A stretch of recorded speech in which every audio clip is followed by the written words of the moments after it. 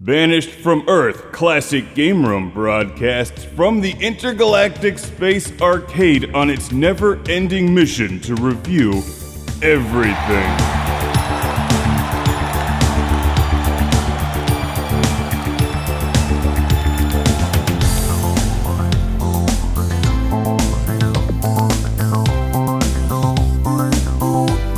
Welcome to Classic Game Room, coming to you from the Intergalactic Space Arcade. Do you like the shovel? Do you like Tonight? Why not combine the two? It's Shovel Knight. Enjoy! As the price of producing complex AAA video games with lifelike graphics continues to increase, we've seen a massive explosion of retro-inspired games coming from indie developers around the world. So many that it's reached the point of oversaturation. I get it. The 8-bit era was pretty cool. But just because you throw blocky graphics and an old-school inspired soundtrack on top of a game doesn't make it good. Unless the game is good to begin with, like Shovel Knight.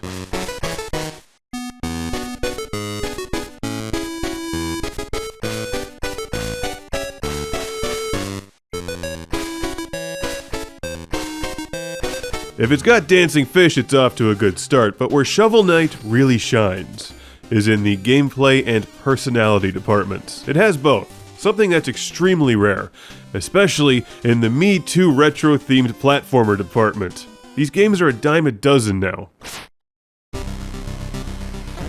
And it takes something special to make one rise to the top of the blocky lava, like Shovel Knight.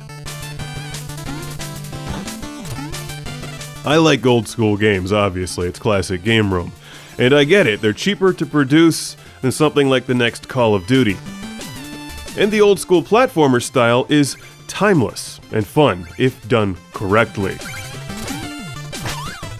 So while this game certainly pays homage to classic platformers like Mega Man from years earlier, it also manages to stand on its own two stumpy feet while holding a shovel. Who doesn't like a little knight with a shovel?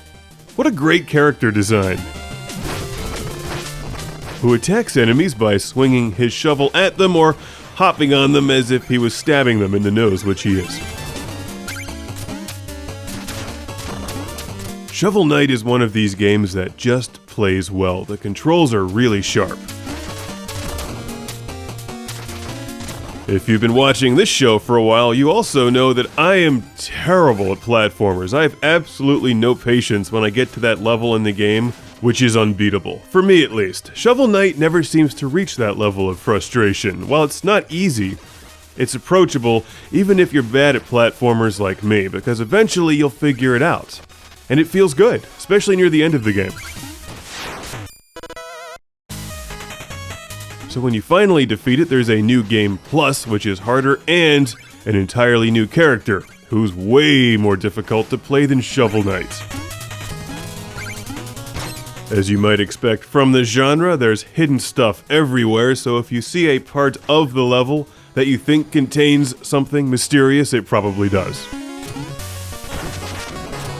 And if you can't reach it right away, you've either got to buy some new magic, or figure out how to hop on enemies and get there. All of the old school inspired environments are here. We've got the water level, the ice level, the lava level, and of course the conveyor belt level. You can't have a platformer without a conveyor belt level. Or boss battles, and the boss character designs are a big part of what makes Shovel Knight so delightful. In fact, a lot of what makes this game delightful is the art design. It looks great. And of course, it's always fun to see a game that could have come on a Super Nintendo or Sega Genesis cartridge arrive on a PlayStation 4 disc. This is also available on the Xbox One and the Wii U. Each version of the game seems to get something special. In this case, it's an unlockable suit of Kratos armor.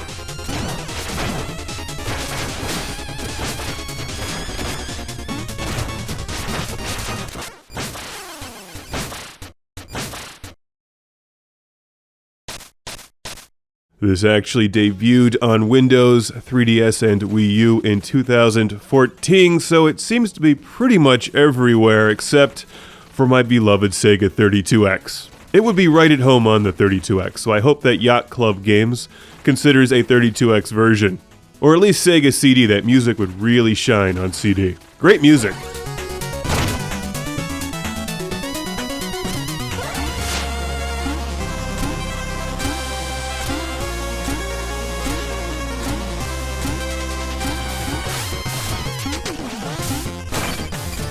I feel like I don't need to say it because you can hear it, but the music is wonderful. It's catchy, it's well produced, it's got the old school style, but that can also be said for every aspect of Shovel Knight. It's one of these must-play games if you love old school platformers. I really hope they make a sequel, and I hope they give him a bionic arm. You know where I'm going with that.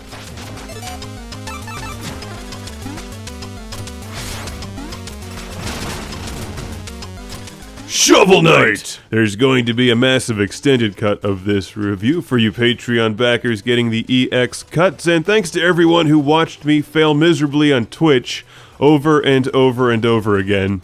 The difference between this game and a lot of other platformers is that I just wanted to keep playing because it's so much fun. So thank you to Kelvin from Cuba, Missouri for sending this to the show. Shovel Knight also plays really well on the Vita, using the handy remote play feature, which I've been having a good time with.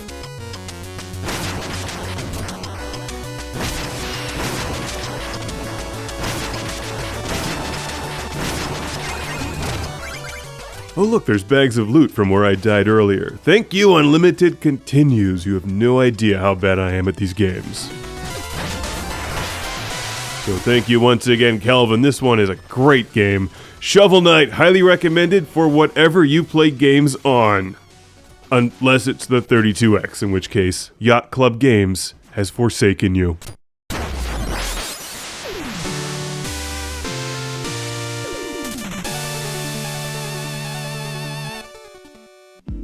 Welcome to the club. It's the Lord Carnage Club, where I give thanks to these backers on Patreon. Starting with Jeff Cap Dauntless Breyer, Ohad Kane, Jack Stavros from Australia, Philip Michael Stiles of Ortona, Philip Straubenmuller of Vienna, Austria, Landon Ellerby, Justin Duran from Palm Desert, California, Steve Chucknick from New Jersey, Sean Zoltek, Rick DeBarros, Pimp Trex, Al Stiver, Chip Senkbeil, Shadow Minion, for Lord Carnage, Busy Signal, Jason from Kamloops, British Columbia, Will, Zach Brenner, Sergio, Matthias Hergert, Jim Moriarty, Rob from Palmerston North, New Zealand, Kid Shuriken, Soft Otaku. See you next time on Classic Game Room Mark III.